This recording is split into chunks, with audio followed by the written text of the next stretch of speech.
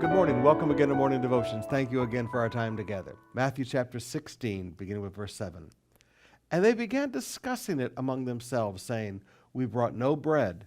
But Jesus, aware of this, said, O ye of little faith, number one, why are you discussing among yourselves the fact that you have no bread? Number two, why do you not yet perceive? Number three, do you not remember the 5 loaves for the 5,000, or how many baskets you gathered, or the 7,000 loaves for the 4,000, and how many baskets you gathered?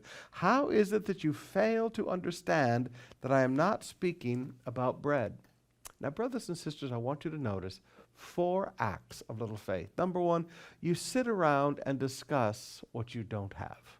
Okay, that's when people are sitting around discussing what they don't have, little faith is in operation. Number two, when you do not perceive truth because you see truth through the lens of need. He said, do you not yet perceive?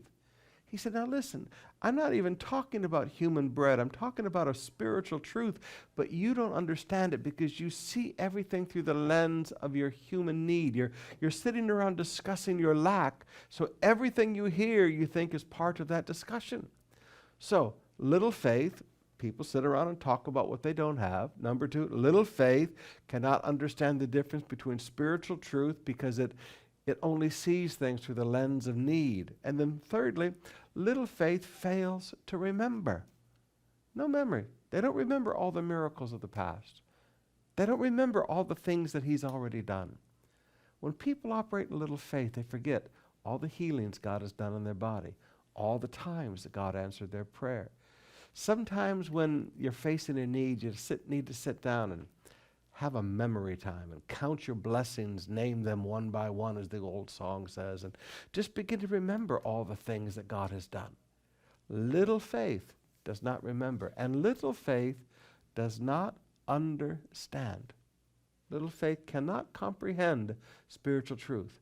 So if you ask yourself the question, am I operating in little faith? I would ask you the question. Number one, are you sitting around with other people discussing your lack? Number two, do you see every spiritual truth through the lens of need? Number three, do you fail to remember all the things that God has done for you? And number four, do you fail to understand truth because all you can think about is your need?